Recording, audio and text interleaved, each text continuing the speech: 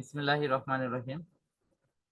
আমাদের মাধ্যমিক স্তরে রসায়ন বিজ্ঞানের রাসায়নিক বন্ধন অংশে আমরা কিছু সৃজনশীল প্রশ্ন নিয়ে প্র্যাকটিস করছি।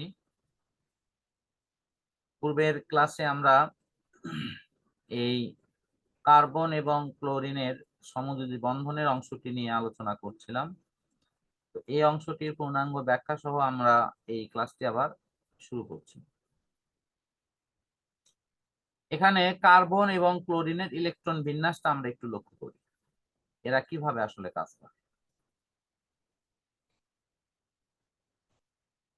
দেখো, কার্বন এটা 6 নম্বর মৌল, সুতরাং 6 নম্বর হওয়াতে এর ইলেকট্রন বিন্যাসটা হয় 2, তারপরে হয় হলো তোমার 4, অর্থাৎ বহিস্থ শেলে এর ইলেকট্রন আছে মাত্র 4টা। অন্যদিকে ক্লোরিন, তাহলে কার্বন তার নিকটস্থ নিষ্ক্রিয় মৌল কার মতো হবে? তার নিকটস্থ নিষ্ক্রিয় মৌল হলো নিয়ন। নিয়নের বিন্যাসটা আছে 2, 8। তাহলে কার্বনের এই 8টা মিল হতে আরো ঘাটতি আছে হলো সব মিলিয়ে 4টা। এর ঘাটতি ইলেকট্রন হলো 4টা। আচ্ছা, এখন আসো ক্লোরিনকে নিয়ে। ক্লোরিন হলো 17 নম্বর মৌল, এটা হলো 17, এটা হলো 10, আর এটা হলো 6। তো 17 নম্বর মৌল হয়, আর বিন্যাসটা হলো 2, 8, 7। এর মাত্র একটা ইলেকট্রন প্রয়োজন। যদি একটা ইলেকট্রন যদি একে দেওয়া হয়, তাহলে তার নিকটস্থ নিষ্ক্রিয় মৌল সে আর্গনের মতো হবে, 2, 8, 8। তাহলে ক্লোরিনের দরকার হলো একটা মাত্র ইলেকট্রন, এর একটা ইলেকট্রন দরকার। এখন ক্লোরিন কার্বনের সাথে সমঝোতায় আসলো, এসে এই কথা বললো যে কার্বন তুমি মাঝখানে দাঁড়াও। এই যে কার্বনকে সে মাঝখানে বসায় দিল, এইভাবে কার্বনকে বসায় দিয়ে চারদিক থেকে ক্লোরিন তাকে ঘিরে ধরলো। কার্বনের আমি একটু ইলেকট্রন ইয়েগুলো একটু আঁকে দিই, স্তরগুলো। এর স্তরগুলো কেমন, এভাবে ইলেকট্রনের স্তরগুলো এর আছে। প্রথম স্তর, এরপরে ইলেকট্রনের তোমার দ্বিতীয় স্তর,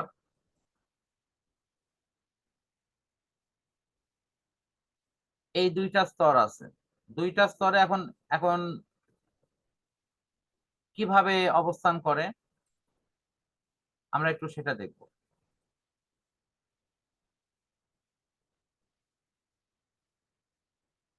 এই দুইটা স্তরে ইলেকট্রন গুলো প্রথম স্তরে আছে 2টা,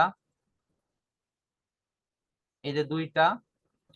তারপরের স্তরে আছে 4টা, 1, 2, 3, 4। তোমরা একটু বিন্যাসের সাথে মিলাই নাও। দেখো, প্রথম স্তরে আছে 2টা, দেখো তো এখানে 2টাই আছে কি, সবাই বলো। তারপরে এখানে আছে 4টা, আমি কিন্তু তাই আঁকাইছি। সবাই আনমিউট করে বলো এটি বুঝতে পারছো কি না। হ্যাঁ স্যার। হ্যাঁ স্যার, বোঝা যাচ্ছে। আচ্ছা, তাহলে এই যে একটা করে তোমার হলো ইলেকট্রন সেখানে অবস্থান করছে, আমি এখন ক্লোরিনকে সেখানে দিলাম। ক্লোরিনের আসলে 3টা ইলেকট্রনের স্তর আছে, আমি 3টা আঁকালাম না, শুধুমাত্র একটা স্তর আঁকালাম। আঁকায়ে ক্লোরিনের ওই যে বাড়তি ইলেকট্রন যেটা আছে সেটা আমি পরে দেখাচ্ছি। আমি ক্লোরিনকে পাশে দিয়ে দিলাম, তারপরে এখানে ক্লোরিনকে দিয়ে দিলাম। আমি আবারও বলেছি ক্লোরিনের ইলেকট্রনের স্তর কিন্তু 3টা। আমি 3টা আঁকাচ্ছি না, আমি খালি বোঝানোর জন্য আমি বাহিরের শেলটা শুধু আঁকাচ্ছি। তো এখানে ক্লোরিনের এরকম অবস্থা হওয়ার পর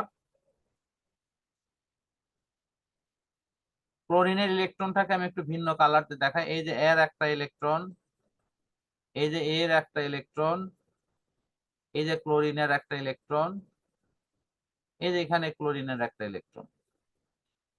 এখন কার্বন যখন ক্লোরিনের সাথে একটা করে ইলেকট্রন শেয়ার করছে, শেয়ার করা মানে কি, ওই ইলেকট্রন কার্বনও ব্যবহার করবে, ওই ইলেকট্রন ক্লোরিনও ব্যবহার করবে। তখন কার্বনের চারদিকে তোমরা গুণে দেখো তো, 4 দুগুণে 8টা ইলেকট্রন হয়েছে যেটার মতো। সবাই গুণে দেখো, 4 দুগুণে 8টা ইলেকট্রন হয়েছে। আনমিউট। হ্যাঁ স্যার। আচ্ছা ঠিক হ্যাঁ আছে, স্যার হয়েছে।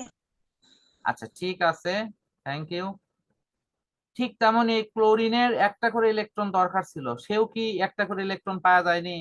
তার সব শেষ কক্ষপথে 7টা ইলেকট্রন ছিল, সে ওই যে লাল ইলেকট্রন গুলো কার্বনের কাছ থেকে পেল। কারণ শেয়ার করা মানে কি, ওই ইলেকট্রন ক্লোরিনও ব্যবহার করবি, কার্বনও ব্যবহার করবে।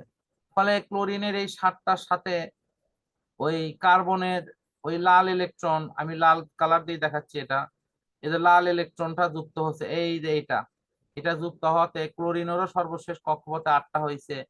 দ্যাট মিনস এটা ক্লোরিনটা তখন তোমার এই এটার গঠনটা হয়ে গেছে তোমার হলো আর্গনের মতো।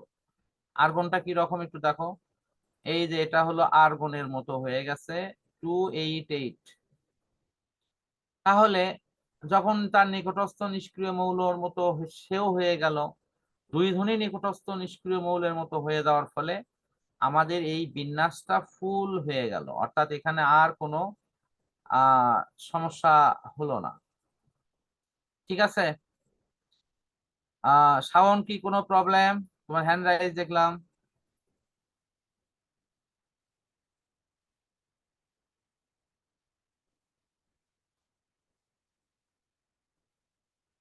শাওন আনমিউট করো।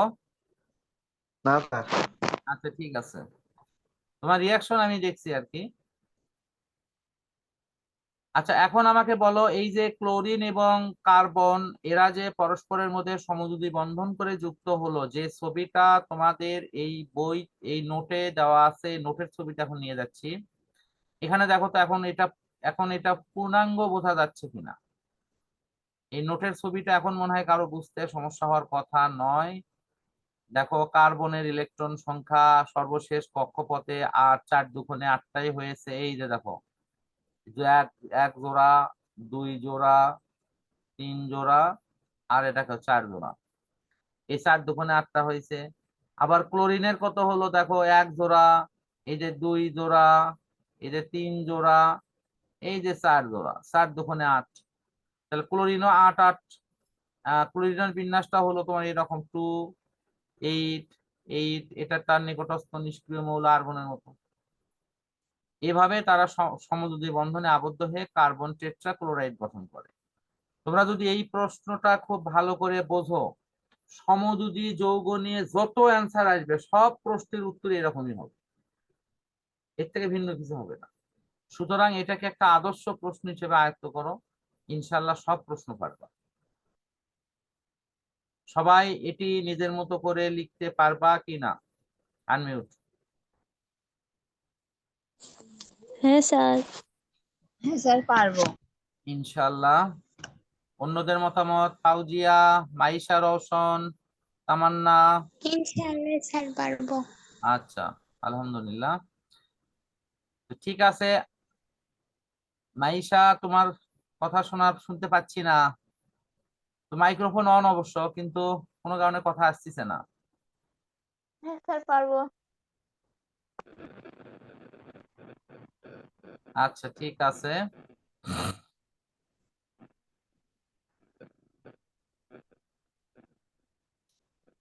এখন দেখো, এখন একটা মজা পাবো তোমরা। সেই মজাটা হলো, এই যে আমি যে পড়াটা তোমাদের পড়াইছি একটু আগে, দেখো এই পড়াটার একটা সুফল তোমরা এখনই পেয়ে যাবে। সেই সুফলটা কি, এটা একটু দেখাই দিচ্ছি। সেই সুফলটা হলো, এখানে লেখা আছে কিউ এবং আর দ্বারা গঠিত যৌগ পানিতে দ্রবীভূত হওয়ার কৌশল। তোমরা কিন্তু পানিতে দ্রবীভূত হওয়ার কৌশলটা অলরেডি করে ফেলছো, ফলে এই প্রশ্ন আর নতুন করে পড়া লাগবে না, খালি চোখ দিয়ে একবার দেখলেই হবে। আগে আমরা একটু শিখি কিউ এবং আরটা কি। কিউ হলো 19 নম্বর মৌল।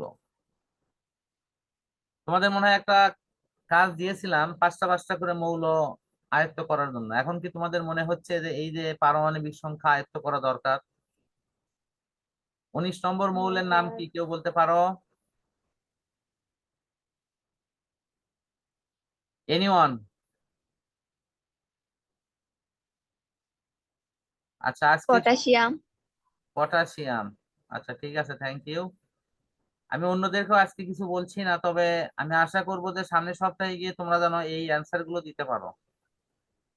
ইনশাল্লাহ এই সপ্তাহের মধ্যে তোমরা এই পড়াগুলো সব ওকে করবা, কারণ এগুলো ছাড়া রসায়নে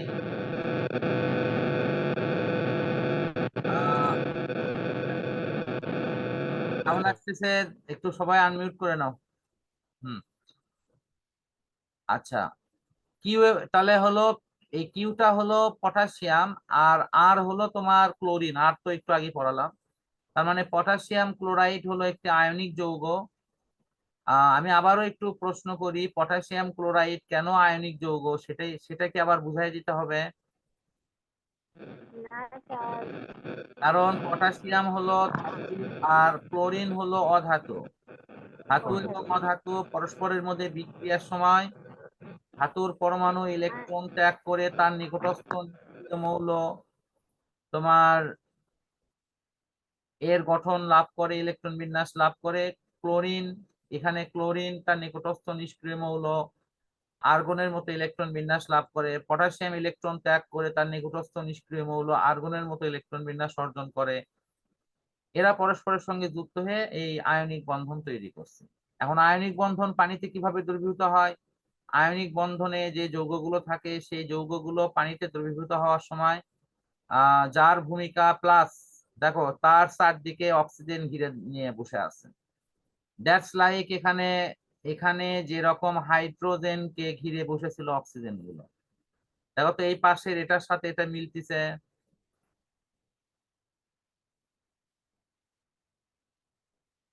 আনমিউট। দেখো তো এখন মজা লাগিচ্ছে না? দেখো একটা পড়ছো, দেখো আর একটা কিন্তু হয়ে গেছে।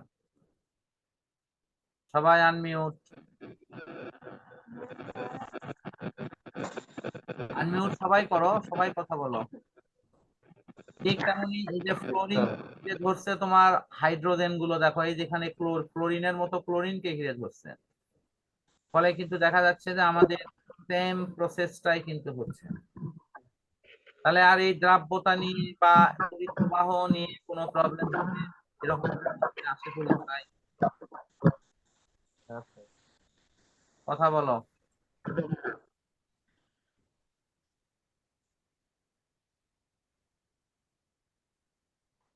কারো কথাই শুনতে পাচ্ছি না। শাওন, তুমি শুনতে পাচ্ছ? হ্যাঁ স্যার। বুঝতেছ? হ্যাঁ। তারপরে কাকে দেখেছি? তামান্না আনমিউট। তুমি বুঝতেছ? হ্যাঁ স্যার। আচ্ছা। ফাউজিয়া, মাইশা রওশন। হ্যাঁ স্যার। আচ্ছা ঠিক আছে।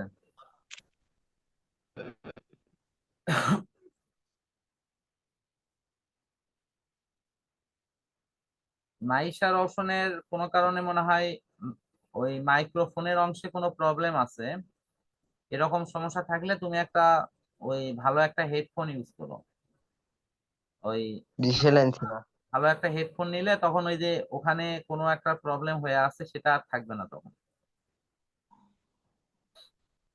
আচ্ছা এখন দেখো, আমার মনে হয় আজকে আমাদের পড়াটা এই পর্যন্তই থাক। আমরা নেক্সট দিনে ইনশাল্লাহ এরপর থেকে অন্য বিষয় নিয়ে পড়বো। আমি সামনের সপ্তাহে যথারীতি আবারও তোমাদের ফিজিক্সের 4র্থ অধ্যায় অঙ্কের অংশটা রিভিশন করে দেব। তোমরা 4র্থ অধ্যায় কাজ ক্ষমতা শক্তি অধ্যায়ের সূত্রগুলো একটু এই এক সপ্তাহ প্র্যাকটিস করে নিও।